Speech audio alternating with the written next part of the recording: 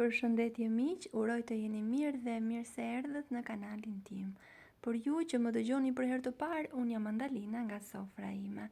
Sot kam përgatitur speca, turshi, me gjizë dhe qumësht. Kjo është një nga mënyrat që nuk të dështon asnjëherë, bëhet shumë e thjeshtë, ndaj mund t'i përgatisni shumë lehtë në shtëpi, është një shije fëmirie, është një nostalgji, recetat tona tradicionale janë vërtet shumë të mira. Fillojmë pa humbur kohë. 5-6 speca do t'i mbushim pak me krip, kështu, dhe do t'i kthejmë me njëherë përmbys. E mira është të keni speca të verdha, por unë nuk gjeta në treg dhe përdora speca çfarë gjeta.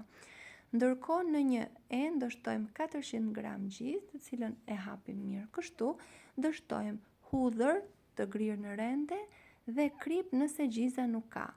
Dështojmë edhe 2 lukos ose pak qumësht për ta përzier mirë dhe për të përftuar një masë kremoze. Dua t'ju kujtoj se nëse jeni ri në kanalin tim, ju ftoj të hidhni një sy recetave të mia dhe nëse ato ju pëlqejnë, mos harroni të bëni subscribe dhe të shtypni butonin e ziles. Kështu do njoftoheni për çdo recetë të re të postuar.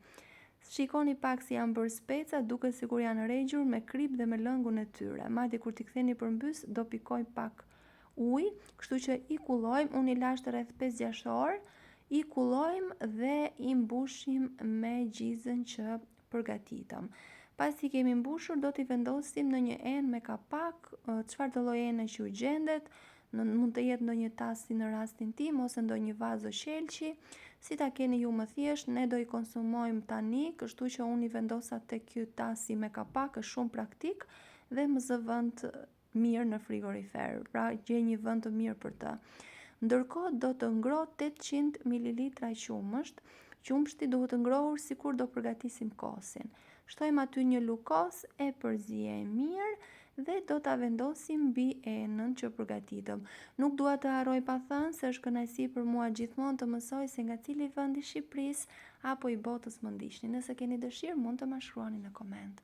E mbyllim menjëherë enën mirë me kapak, e mbulojmë, pra do bëjmë të njëjtën veprim sikur përgatisim kosin. Do ta lëm kështu për 2-3 orë ose 4, varet, dhe më pas do ta ruajmë në frigorifer derisa të jenë gati. Mua më morën rreth 4-5 ditë. Dhe ky është rezultati, shikoni pak sa të mira janë bërë.